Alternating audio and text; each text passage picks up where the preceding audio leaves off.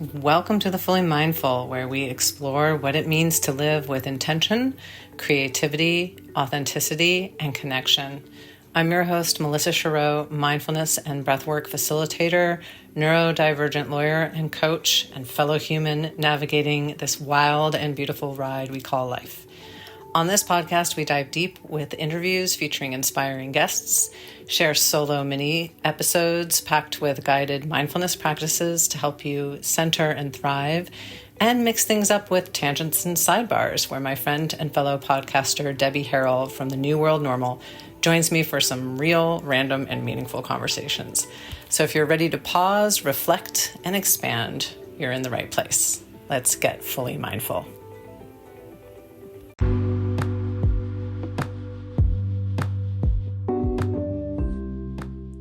Everybody, it's Melissa at the Fully Mindful. Welcome to the Fully Mindful, where we explore what it is to be fully mindful and present in our everyday lives, uncover our worth, and discover our purposes. We delve into mindfulness practices that work for everyday people, doing everyday things so that we can thrive and be fully present for ourselves and the people and causes we care the most about.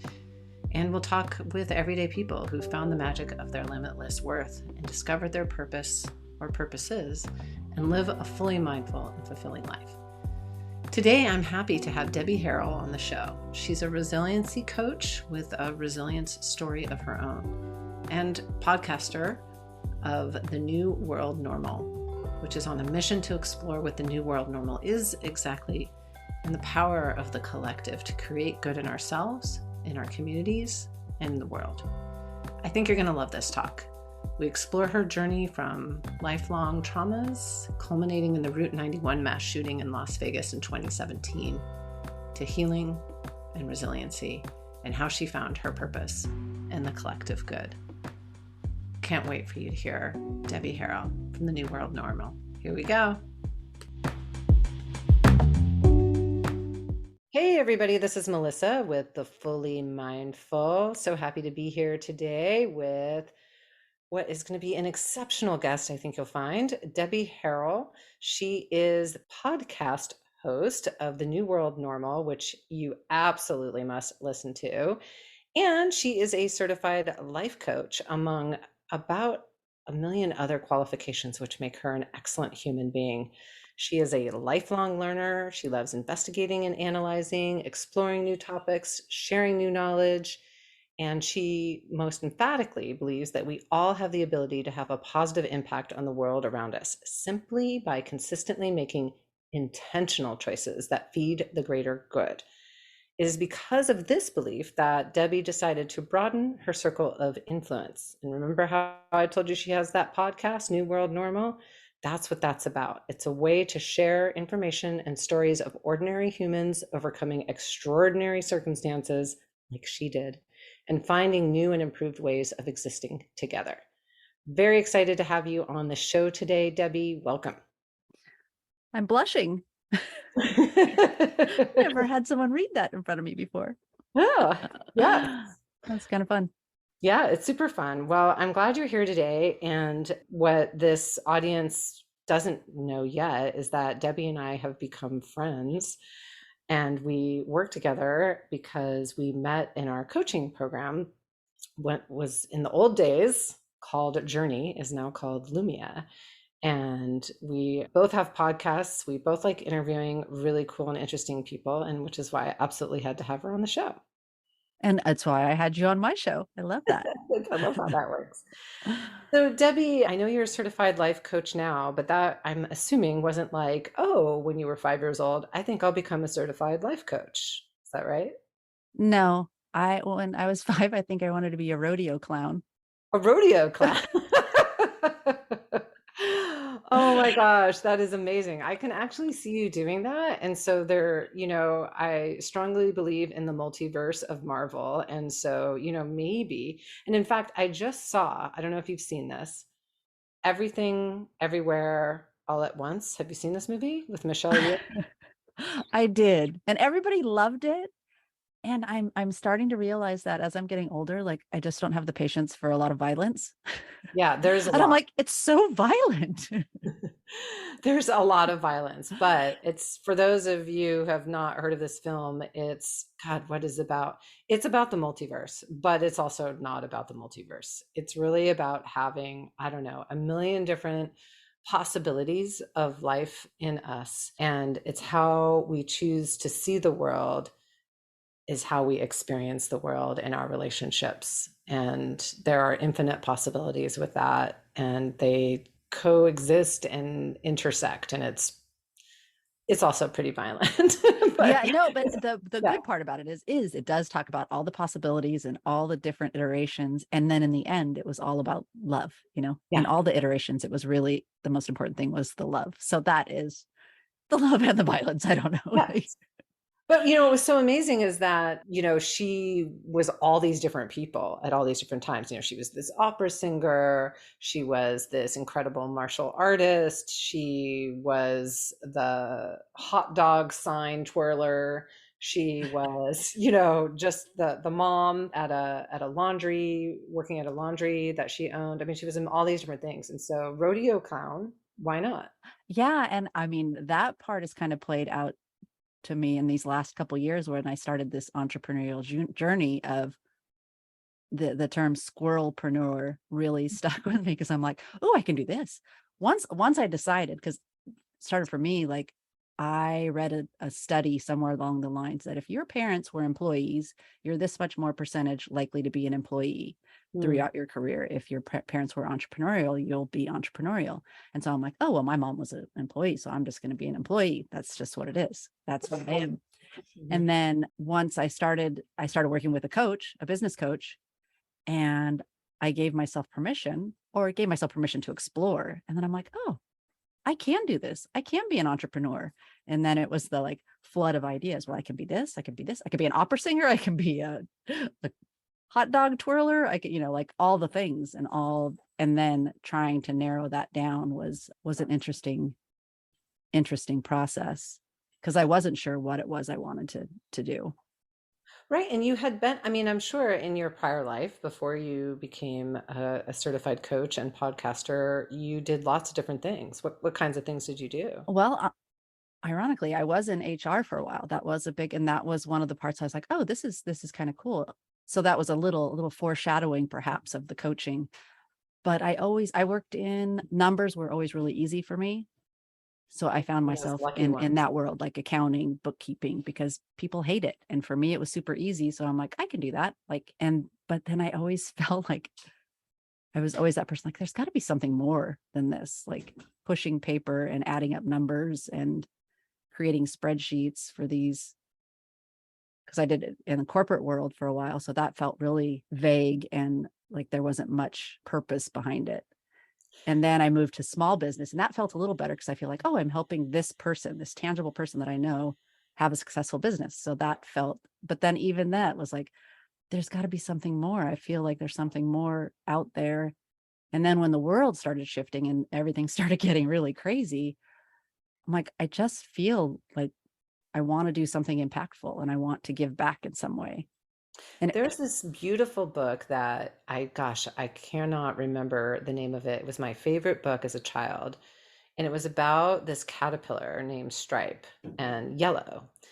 And they it was this beautiful, very simple imagery of, they met near the caterpillar climbing wall. And so they were just, you just see this climbing wall with all these caterpillars going up into you don't know where.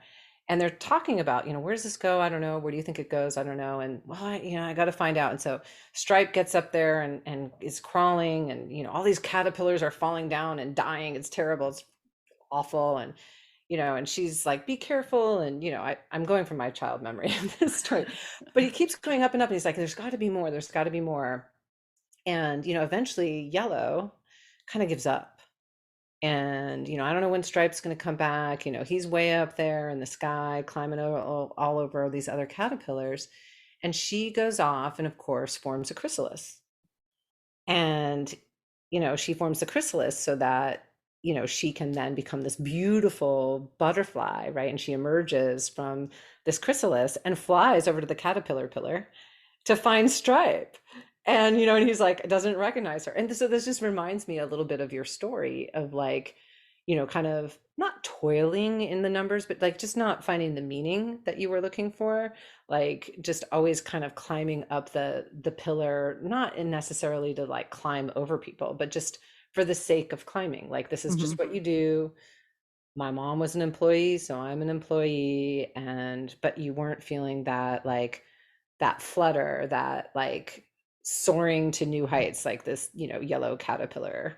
Is that kind of the experience a little bit? A little bit. And I feel like part of my process was, since I wasn't sure, like I knew this wasn't feeding me, it wasn't lighting me up, it wasn't fulfilling. But I also was so, because of life events, so detached from myself. I had no idea what would. So a lot of my process was just sitting Mm, and sitting with myself and getting reflective, and instead of the climbing and mm. the searching. The search was more internal, as opposed to going out in the world and searching for something new. I was like, okay, here I am. I mean, the timing of it was also right at the beginning of the pandemic. So we were all kind of, go to your room and think about what you've done. So I Right. just, I embraced it in a way that I think a lot of people weren't comfortable embracing, because it came at a perfect time for me. Well, let's talk about that. You mentioned earlier, and maybe I don't remember if this was before or after we hopped on the podcast here, but talked about you had some traumatic experiences in your life that sort of led you now upon that reflection to where you are now. What happened? Well, it's funny because I think about my childhood, and now looking back on it with the training I've had and the work that I've done, and I can see like, oh yeah, that was traumatic. Like my needs were not being met. But all the time when you're growing up, it wasn't that bad. Like I could see other people. I can watch after school specials and see like, well, my life wasn't as bad as that, like, Mm, so that tendency to quantify and minimize our experience, and that just carried on, like, oh, it wasn't that bad, life's not that bad, like I'm doing fine, and I'm just gonna, and I was being rewarded for doing well.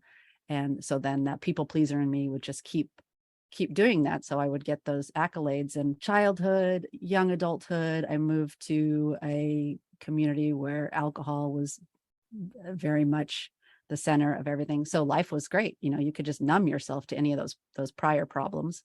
And I did a lot of that. And then it wasn't until my, I shouldn't say like said now, I'm saying like my kids were young and I was a single mom. So on my kid free weekends, I yeah. would get to numb out and be that person. And the other weekends I was mom. And then as my kids got older and needed me less and I had more time with myself, I started reflecting on some of my adult experiences that included someone that I care about, one of my kids, being diagnosed with a chronic illness that totally changed our lives. The man that I had married wasn't the father of my children, but I married him later thinking like, this is what you're supposed to do. You're supposed to get married and have a family. Turned out that that was all kind of a lie. He had misled me the entire relationship. And I had moved my entire family to go start this new family with him. There's another traumatic experience. But the big, so I feel like they say like the universe keeps trying to teach you the same lessons Yep. when you don't, when you're not learning them. I feel like that was happening. Like stuff just kept happening. And I kept like, okay, like a duck. I don't know if it's the duck with the water off the back or if it was the frog in the slow boiling pot, that Mm-hmm. goes in the pot of water and then the heat comes on and then eventually gets hot enough. But the frog never figures it out. Well, luckily I figured it out, that, but it took 2017, April of 2017, I lose my mom somewhat. And because we had a strained relationship to begin with, I'm now mourning the loss of my mother and the loss of a relationship we never had and now never will have because she's gone. Yeah. Cue my own medical issues where I had 3 surgeries over 6 months and one, it's still weird for me to say, but a near death experience. Like I was life flighted from the island and it was a serious situation. Even while that was happening, I was like, oh, no big deal. No big deal. I'm just being life flighted Right. away. And I'm in literally, a it's still now. And I look, I'm like, that was serious. Like I nearly died.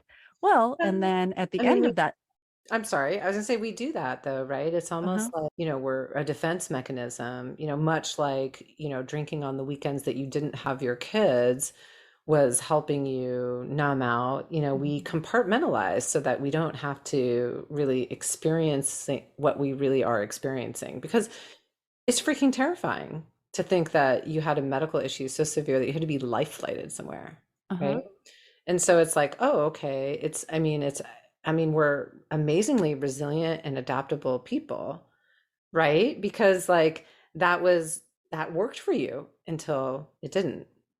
Yeah. And it is, I'm great at compartmentalizing, and that resiliency piece, like that was part of it too. People kept telling me like, you're so strong. You're Mm. just so strong. And I got so fucking sick. Oh, I'm sorry. I'm not allowed to cuss. Oh, no, yes, you can curse. I got so mad. Like, if one more person tells me that I'm strong, I swear I'm going to lose it. Like, what choice do I have? Like, Right. and then the reality is like I needed to fall apart and I just wasn't there yet.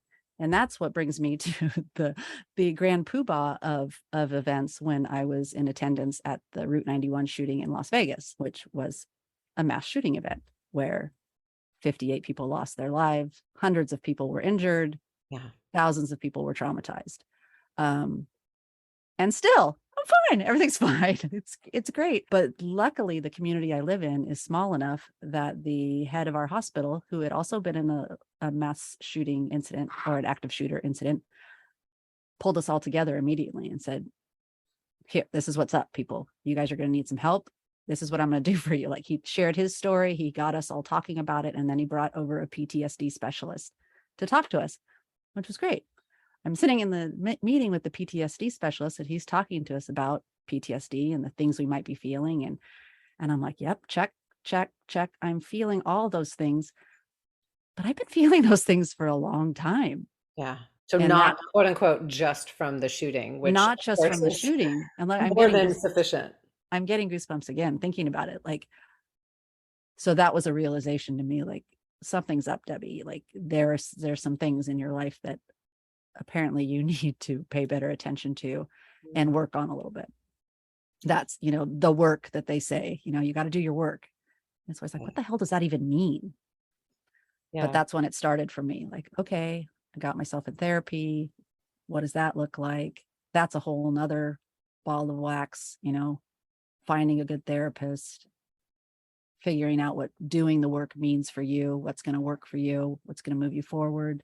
It's a whole nother thing. Yeah. This mass shooting, I'm going to go back to that because, of course, that is sort of what gets the ball rolling, so to speak. And isn't it fascinating that it takes something that monumental, and it wasn't really like even that didn't entirely shake you to do something. It was like somebody else had to come to you and say, "Oh my God, we need to do something about this."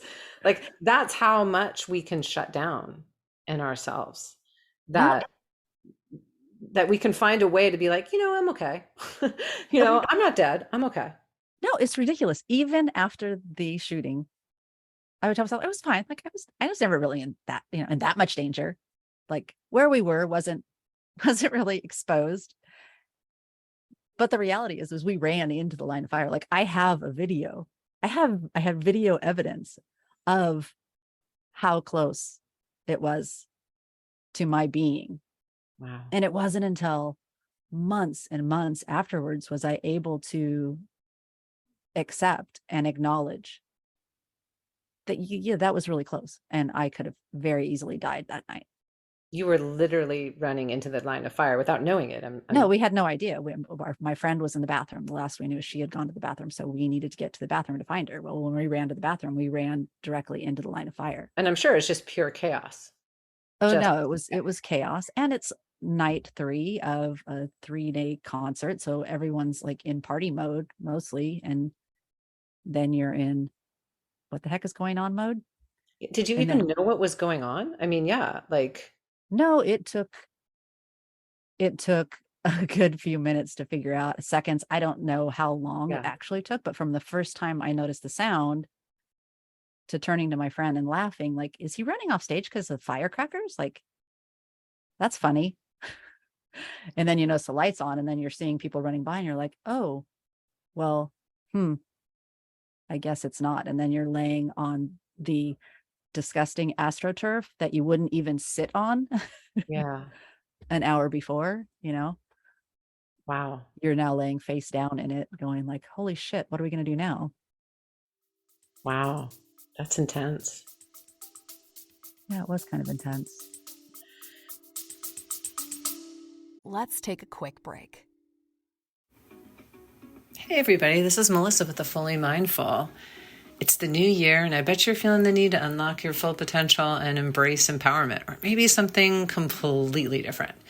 Well, I'm excited to offer a new program with one-on-one breathwork and coaching sessions. We'll embark on a truly transformative journey of self-discovery, combining conscious, connected breathwork and embodiment coaching, and more. So contact me, Melissa at the Fully Mindful, for your transformative session today.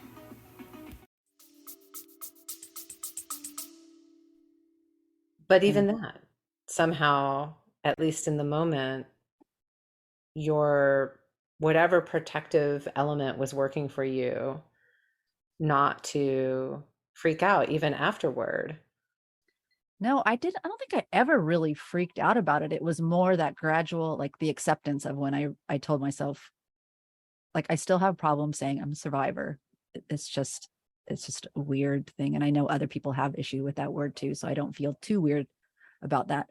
But the reality of accepting, no, it could have been bad. Like, you were in danger. And I don't know if it's that getting that close to your mortality, is that uncomfortable feeling. I don't know why it was difficult for me to admit that, no, that could have been much different. Yeah, and thankfully it wasn't. So the work that you have to do for, it sounds like PTSD associated with this collectively traumatic event, but also the life events up to then, the trauma of losing your mother, the trauma of not having a good relationship, or at least the relationship you wanted with your mother, illness, your own, a family members. I mean, it sounds like some betrayal. I mean, yeah, there's a lot, right? And that's the ridiculous part. When I look back on it now, I'm like, if any one of my friends had been going through that, I would have been like, oh, friend, like, no, this is a lot. But Mhm. for myself, I was like, oh, it's nothing. It's fine. It's fine. I just got to get myself more organized. I've got to, because, like, the wheels were falling off. And I describe it like I was in a slow stumble, Mhm. because I was still moving forward and I was still functioning, but I was barely standing upright. I was like about ready to fall flat on my face. And that's really what it took, as a friend of mine to say, I've taken time off work for far less than what you've got going on. And it's like, oh, yeah, I never really thought about that. So I met with a psychiatrist who took me off of work, which was just going to be for a few weeks. And because of the pandemic, it's been, gosh, 2 years. Yeah, 2 years, but during that time, you've kind of done the work, not kind of, you've totally done the work, and you've discovered this other aspect of yourself, which I'm assuming, I don't know, I mean, maybe when you look back, do you see sort of the threads of that having been somewhere, so like, the rodeo clown wanting to be something different, back when you were 5, like, do you see the threads of, I mean, you did talk about like the HR, and that seemed related, but do you see the thread of like who you've become and who you were?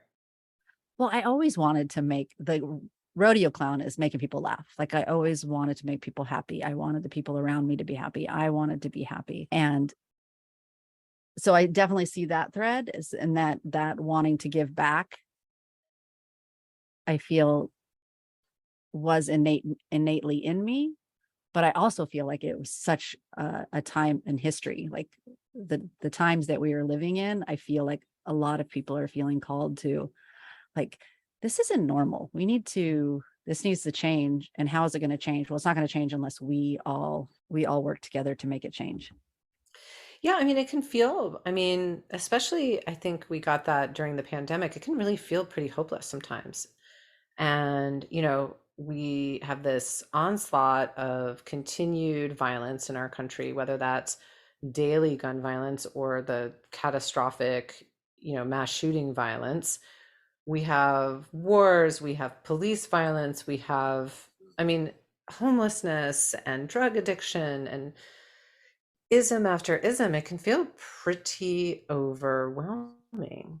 And so, what have you found during your work, and whether that was your own personal work or work with what you're doing now, what has helped you get beyond that, or to see that there might be some hope at the end of this crazy ride we're on? Well, the fact that I was able to see that the incidents that happened, whether it be the shooting and the pandemic, it's still hard for me to say, but they were both gift for me. Like, they both prompted me to move into a space that I needed to move into, where I got self-reflective and was able to do the work on myself. And what it gave me was the time and space, because I wasn't sure what I wanted to do, how, and you had mentioned like they were two separate things, the like Right. work that I'm doing as work now and my personal work on myself.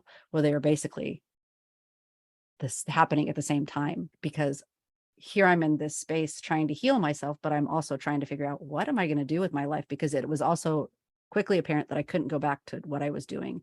The environment that I was working in at the time was super toxic. It wasn't healthy. So I couldn't go back.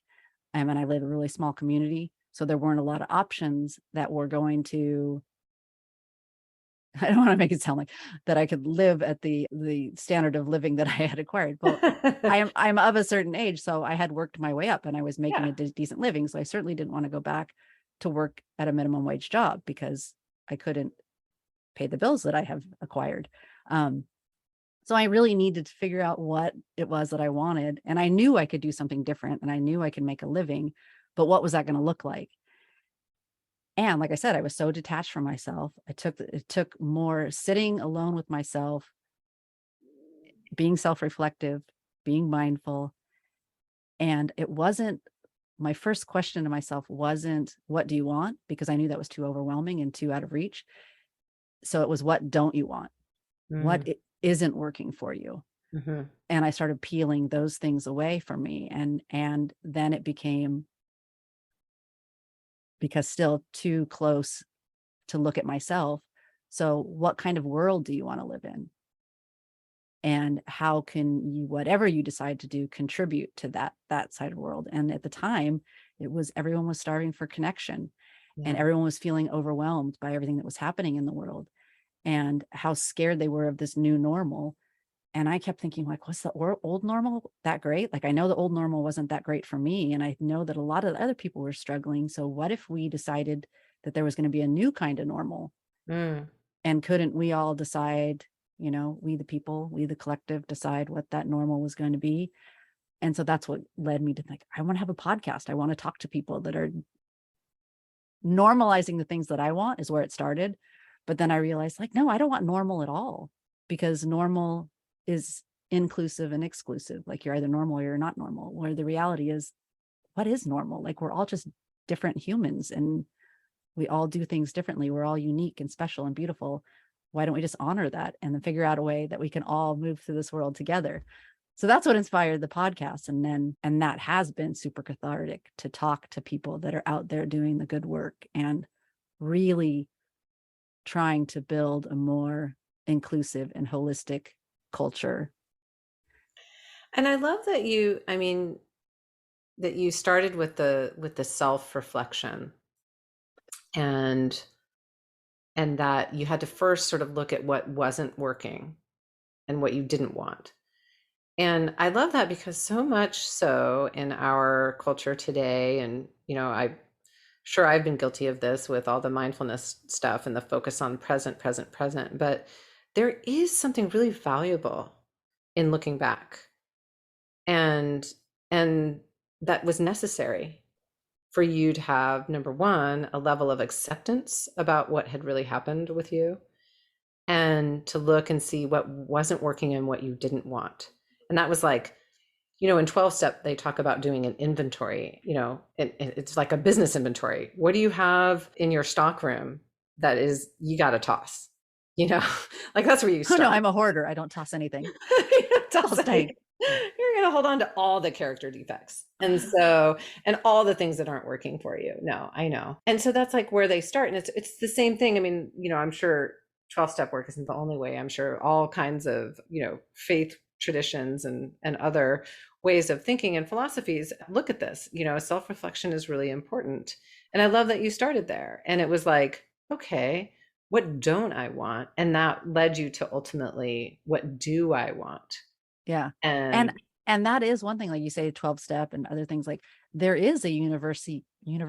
That's the same. I've tried to make up that word once before today. Like my brain is, there's some universal nature of the work and the different methods. Like right.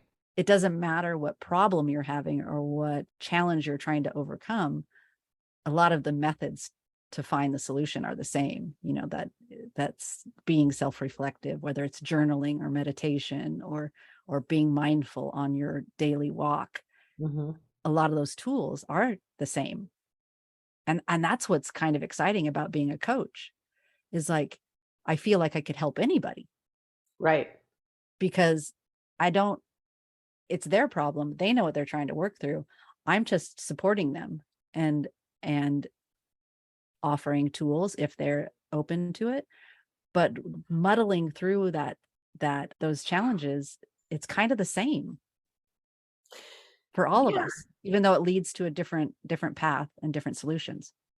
And I mean, the one commonality, that's much better than universality. I don't even know. I don't know. I like say. that too. I like made up words. I make them up all the time. But the commonality that I was thinking of among, whether it's, and I'm certainly no spiritual expert or anything by any stretch, but, whether it's 12 step or some sort of, faith tradition, like this commonality is that you have someone to help you along the way. We are not in this alone. Contrary to what we learn, especially in Western culture, which is like, pull yourself up by the bootstraps and it's all on you. And I certainly grew up that way. I mean, I definitely grew up that way, daughter of a single parent, and often had to just sort of take care of stuff on my own, right? And well, I think we're about the same age, so latchkey kids, we were coming home, taking care of ourselves, like you just had to get things done. It was what it was. I don't know what your favorite meal. This is totally my ADHD, but I'm going to go off on a tangent here for a second. My favorite easy meal was steakums. I don't know if you remember those. Do you remember steakums? We didn't do steakums. I feel like steakums were too fancy for us. Mine was Swanson frozen dinners. Oh yeah, fried chicken and the mashed potatoes and the corn. Those are the fancy, especially the ones that had like the hot cranberry that burned the fuck out of your mouth. It was like the thing you were looking forward to. That was fancy. My gosh. And the fact coming home after school and anything with sugar was open game. Like I would put sugar on. No, it's still to this day, if I wasn't gluten, I might have to try it on a piece of gluten-free toast, but get toast and butter. Yeah, of course we were eating margarine at the time, but I wouldn't touch margarine now. I would put butter on it and then quick powdered chocolate milk. Hell yeah. On the buttered toast. So you get the chocolatey sweet and the salty butter. I think I did that, although mine might have been Ovaltine because for whatever reason we had because that was healthy. And then, what my favorite time of year was when like there was this girl, I'm pretty sure I was friends with her. This is going to sound terrible. My listeners are going to be appalled, but I was not a bad kid, but I was friends with this one kid. I kid you not, because every year at Christmas time, she got like a cheese wheel. And that I lived for that cheese wheel. I would have been friends with her even if I didn't like her. I did, as it turns out, I did really like her, but I was also really happy that she got a cheese wheel every cheese wheel. That is so random. It's so random. But anyway. Was her family from Wisconsin, is that the cheese state? Is that where? I have no idea. Yeah, I think that is the cheese state, and quite possibly like somebody sent, the thing that it was probably like an in-law, right? Who was like, "What the hell do we get so and so?" Send them a cheese wheel. Send them a cheese wheel, and the kid down the street's going to be really excited about that. That is hilarious. Oh, but yes. So, but my point was that we grow up, or, you and I and lots of others sort of grew up with this culture of like, do it on your own. But that's such a mistake. It's such a mistake. And, we don't have to do it on our own. And the beauty I would counter is we can't do it on our own. 100%. We're not going to get there alone. Like, it's going to take, especially the problems that our society is facing.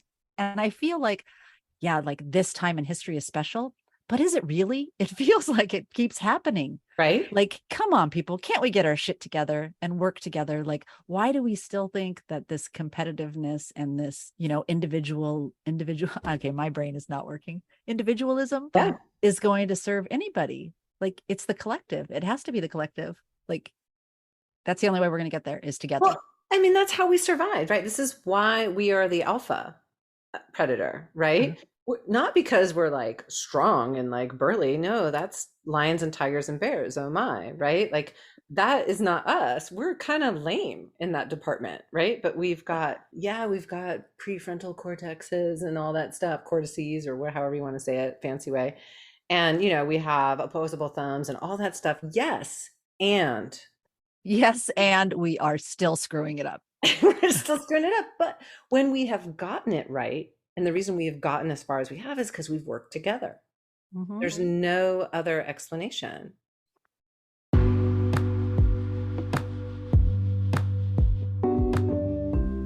Hey, everybody, if you like this conversation, make sure to rate the show in Apple or Spotify or wherever you are listening so that others can find it and enjoy it too. And if you like the show and want to keep hearing great conversations with really interesting people about how they found their purpose, please donate to the show. Go to thefullymindful.com to donate today. And I think like that's the whole point of like your podcast and your coaching and coaching in general is like, you said it, like, you're not an expert in like any, every single person that you help. Not at all. In fact, it's almost better not to be, right? No, they're the expert on their stuff, and they know what needs to be done. And that's another thing that I believe is true. And I feel like once you grasp it, like the truth, well, I know you and I have discussed, like, we like to sign up for courses and get and acquire new knowledge and all that. New knowledge. I love it. But when the reality is everything we need is already here. Like, we know we have a deep instinctual knowing that we just need to learn to trust.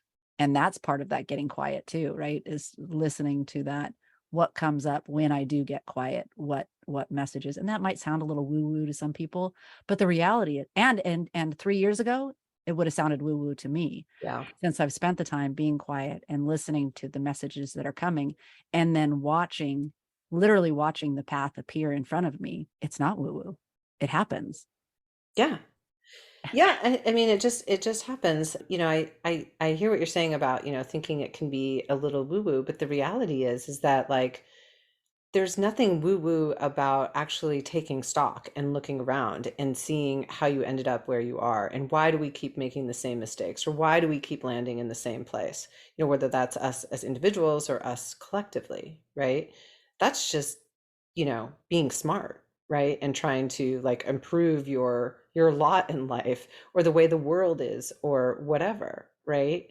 It's not woo-woo to look and say, gosh, I might need some help here. Or like, for the listeners here, Debbie is my go-to whenever I want to sign up for a brand new course.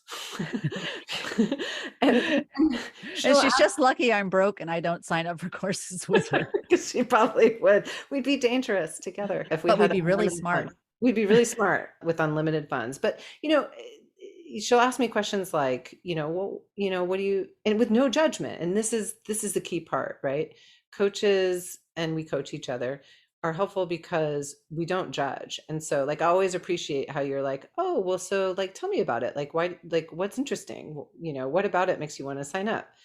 And so there's no judgment like, oh my God, Melissa, you want to sign up for like the 15th like certification? Like, don't you have enough? Which you easily could say, and you never have, and you probably never will.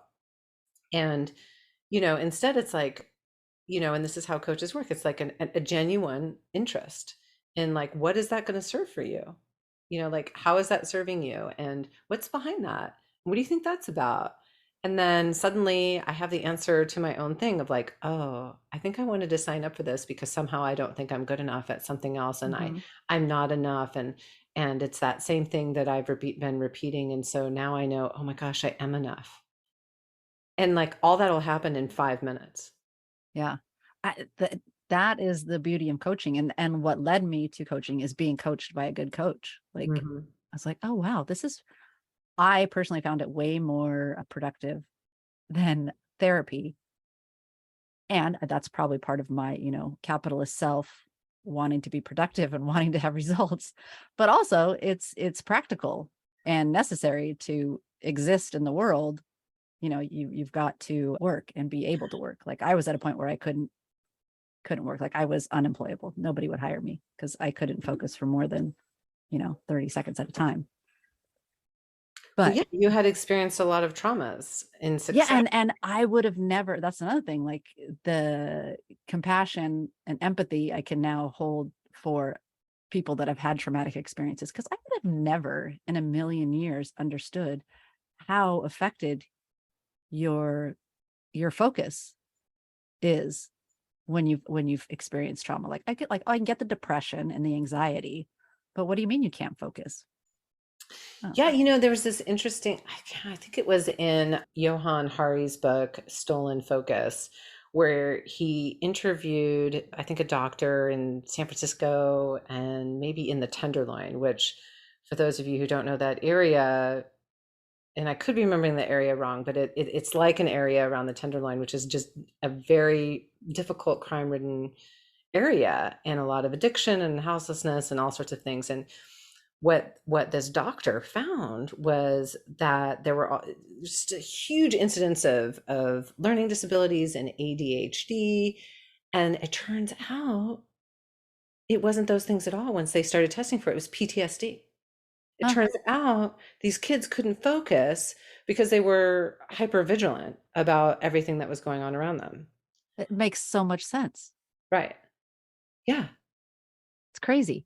I think about it now, like now that I'm more trauma aware, like just existing in this world can be traumatic for Yes. lots of groups of people. And so Why do yeah, you that think makes we distract ourselves with phones and just uh-huh. scrolling and scrolling and scrolling? It's a way of numbing out. And then the powers that be, the organizations and the systems want to be like, oh, you're ADHD and you're this and this and you're this and this. And you're like, no, I'm fucking traumatized Yeah. by your system. Right. What are we going to do about it? Oh, we're just Right. going to keep going along because, you need to pull yourself up by your bootstraps and figure it out by yourself, even though Right. it's On your everything own. else that created it.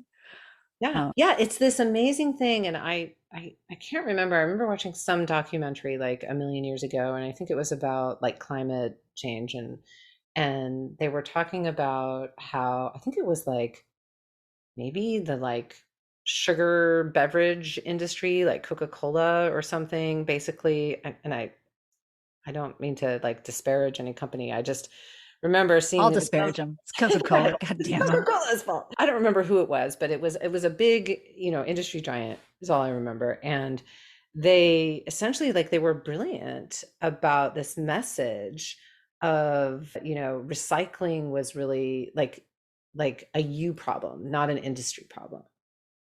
And that it was all on the individual.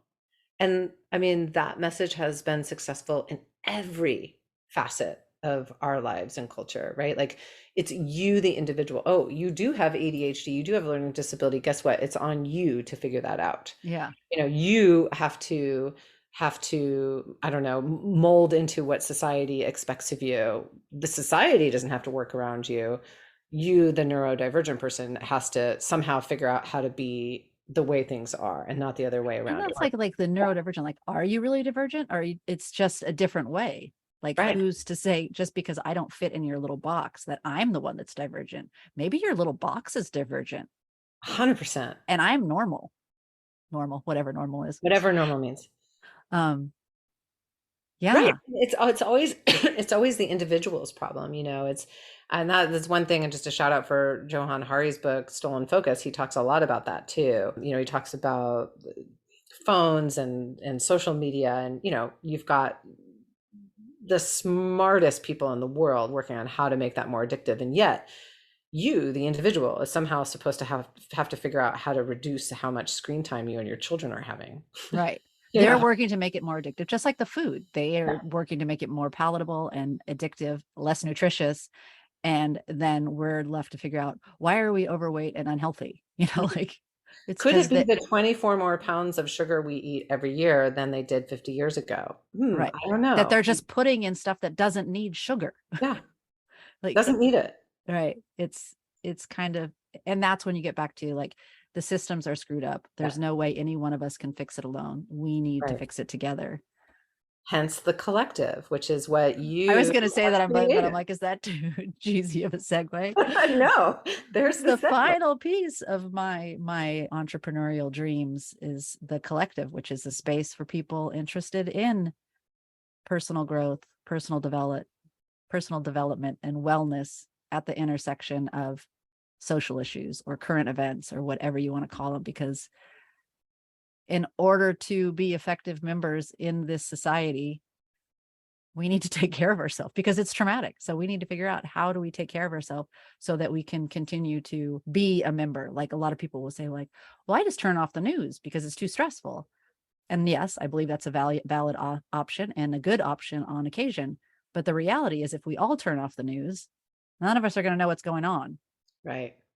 So how do we live with intention, consume the news with intention, and keep it safe for ourselves, and learn the tools to self-regulate ourselves when things go bonkers? You and I talked about, I think it was after the Buffalo and then Uvalde shootings, and how important we knew those self-care routines and rituals are during those times, and yet it's still hard to do them. Mm-hmm.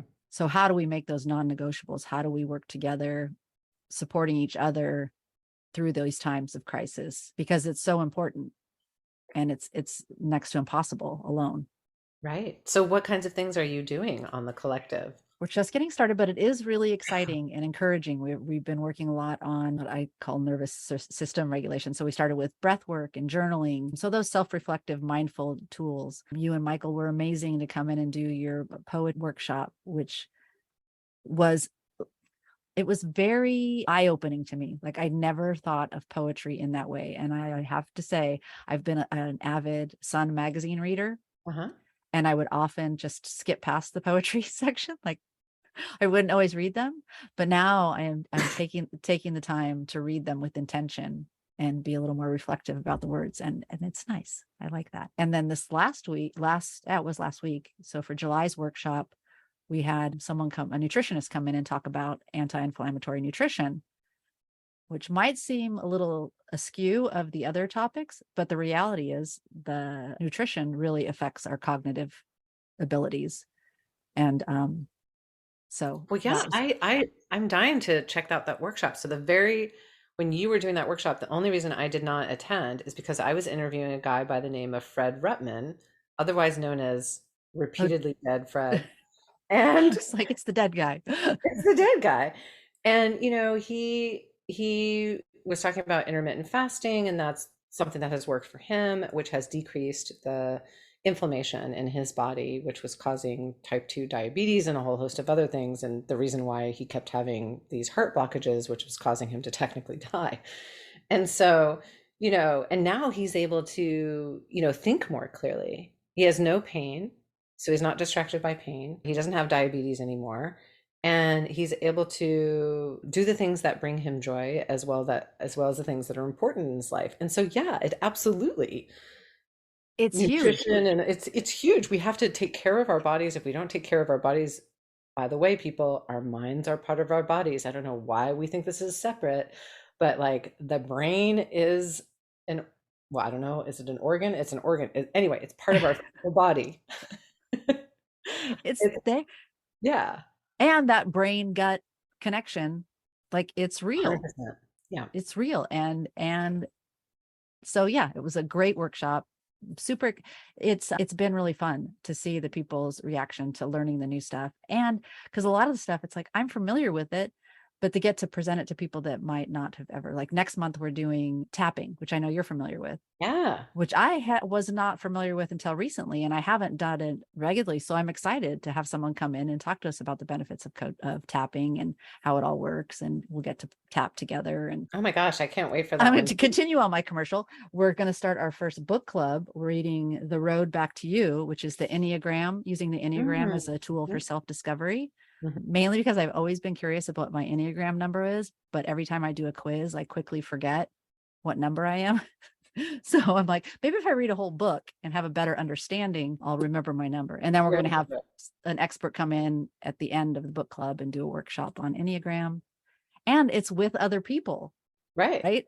So You're that's doing this together. It's not like, and you know, at least the one that we did with poetry, I mean, and I'm sure this is the way that it is for other workshops that you've done, is it's not just somebody lecturing. Like it really is collective. Like people are participating. No, and I love that. And I would love, I mean, as much as I'd love to get big and have lots of people in there, I'd also love the idea of keeping it kind of small. So we can really build those connections. Like I got a little discouraged because right after I decided that I wanted to do this, Oprah announced hers. And I was like, oh man, Oprah, why are you stealing my thunder like that? She does that, you know. I'm sure she was there and she was like, that Debbie, she has this good thing going. Good idea. I think I'm going to steal it. I'm gonna steal it.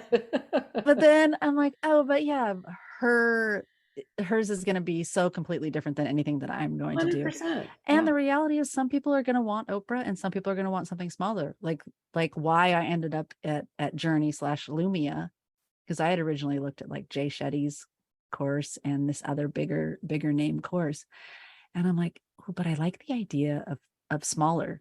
Yeah. Number one, because I knew me that I would hide in the back row of the Zoom call and just be invisible. Whereas if I were in a smaller cohort, it wouldn't be as easy to hide. And I'm so thankful that I did that and didn't hide and have met the people that I have had and made the connections that I've had, and seeing the work that people from Journey and Lumia want to go out into the world and do it.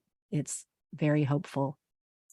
It is. And it is, you know, like you said, there will be people who, you know, they want to go do the Oprah thing, and that's awesome. And maybe they want to do Oprah and then they also want to do Debbie. I don't know. You know what I mean? It's like who can we say what works for what person at what time? So can anyone join the collective? And if so, how do they do it? It's nwncollective.com. And right now we are in pre-launch.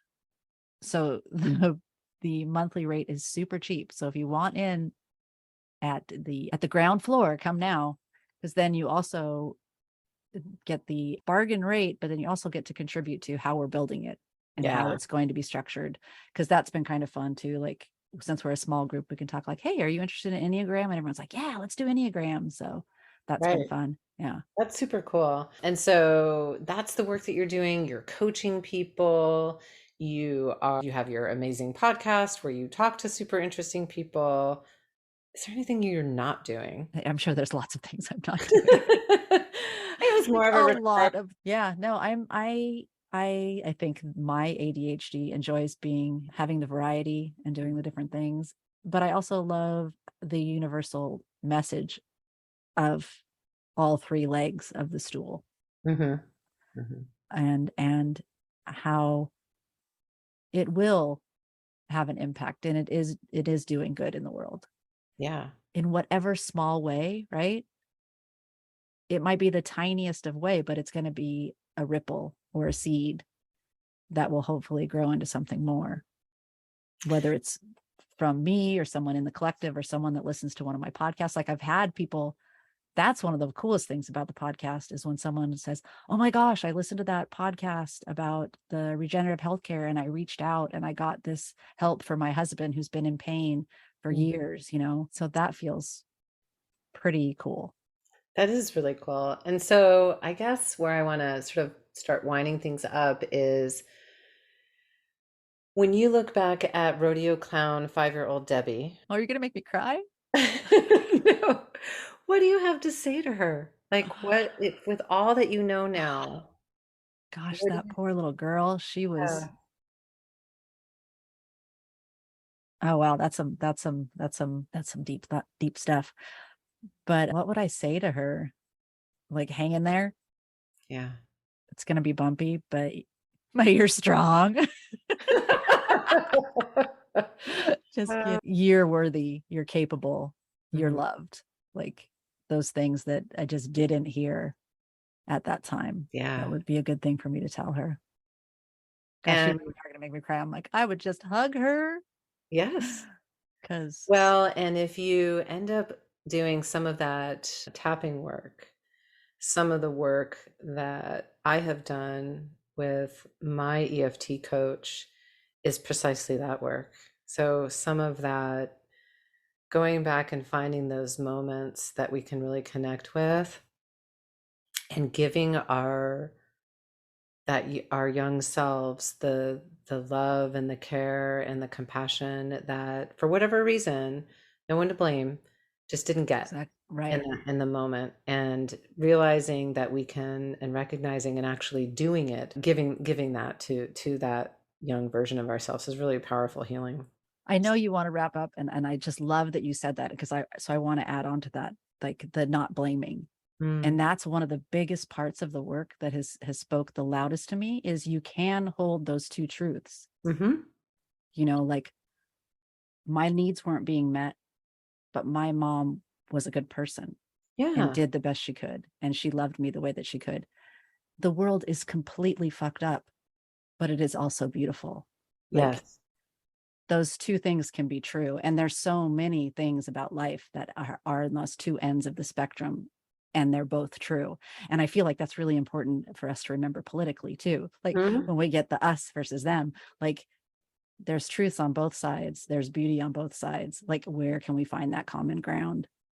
Yeah, 100%. And so I got two more questions. One is, so looking forward, I don't know, 10 years from now, seeing the person that you're going to become, what do you tell her? I'm glad you kept going. I'm glad you didn't give up. Yeah. Awesome. Yeah. Okay. On the lighter side of things. Put my rodeo clown outfit back on. Yeah, put that back on. Get that hat back on. What's your favorite song right now? Oh my gosh, my favorite song. Songs, maybe, if you have to have plural. Oh my gosh, yeah. For me to pick a favorite, it's like picking a favorite child. But right before this, I was just listening to or watching some of the videos from the Newport Folk Festival. Oh my God. With Joni Mitchell and Brandi Carlile. Oh my God, I'm in tears. I'm like, I feel like I need to text Melissa and tell her I need a minute.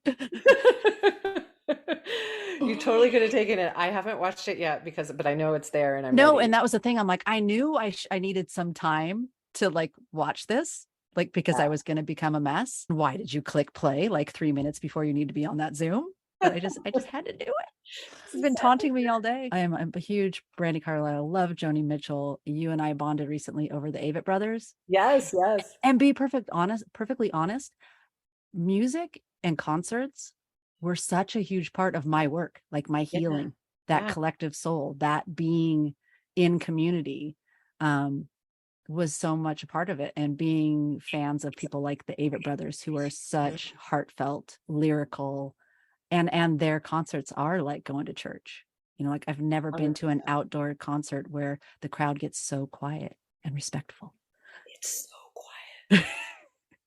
It is amazing. Also, no one smokes pot at them. I don't know. Maybe I just got lucky.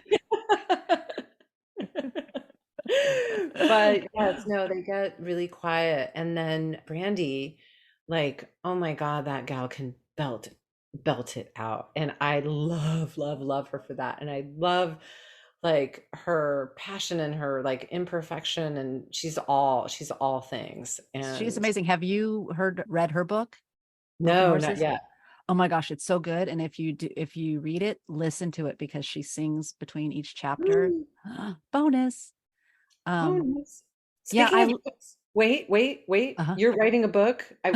We keep having this conversation. See, audience, you think that the conversation is winding up. Little do you know, Debbie and I'm Melissa writing a will book. talk for I've 8 had the hours. idea to write a book. I've always had the idea to write a book. I've always said, like, someone, like, if you're going to be famous, I would be a famous author because then I can hide. Like, I don't even have to have my picture in the jacket. Like, I don't have to be visible. So I always said, and then I wanted to be an author. Like, that idea was always in the back of my head. And people have said, like, you should write a book. Like, people have said that have known my life and all the craziness that has happened. Oh, you should write a book. I've always thought, well, maybe it should be a sitcom. I don't know. But someone told me recently, she said, I feel like you're going to write a book. Like, the way she said it with certainty, like it was going to happen. And then I'm like, I should write a book. Not funny. And Yeah. then the title came to me and the idea and the premise. So I have put a little pen to paper, at least in the idea stage, That's that it exciting. could happen. And if nothing else, I feel like it would be another step in the healing process to get my story out. Yeah. Out there, integrated, healed. Yeah. And the main message is that sometimes you might be saying that life is fine. and it's really nice, and that's okay to like recognize, like, okay, it's not fine. And Yeah. there's things you can do. It's not that scary when you admit it's not fine. Right. You can actually do something about it Mm-hmm. when you admit it. Yeah. 100%. But when you keep going along saying it's fine, everything's fine, people just keep telling you how strong you are, and then you just want to punch somebody in the nose. And that doesn't usually go so well. No. No. So the message is it's okay not to be okay. And we can get through it together. Yes, exactly. I like that. Love it. Well, thank you so much, Debbie. It's been such an incredible pleasure to have you. And of course, we'll have all your contact information and all the ways to find you, the collective, the podcast, coaching with you, all of it in the show notes. And I can't wait to have you on another time. And maybe we'll just make this a regular thing, the Debbie and Melissa show. Right? I was saying maybe we can do like Rich Roll and do like on a Totally. roll. Yeah, we'll just have to figure out what to call it, but we'll call it something. I think we should just do Yeah. that. I think hopefully people will like to listen to it. Well, I if like not, to we'll listen. have fun. I think of worse ways to spend an hour. Well, thanks again, and we'll talk soon. Thank you so much. Thank you.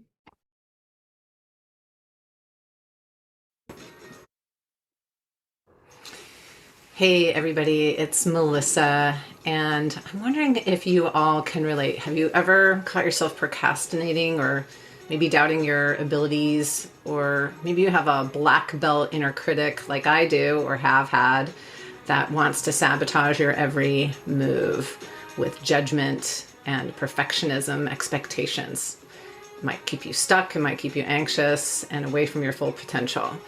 The Positive Intelligence Program, PQ, is a powerful 6-week journey designed to help you quiet those saboteurs, embrace positivity, and find flow in your life. Through daily practices and weekly focuses, we'll work together to build your mental fitness.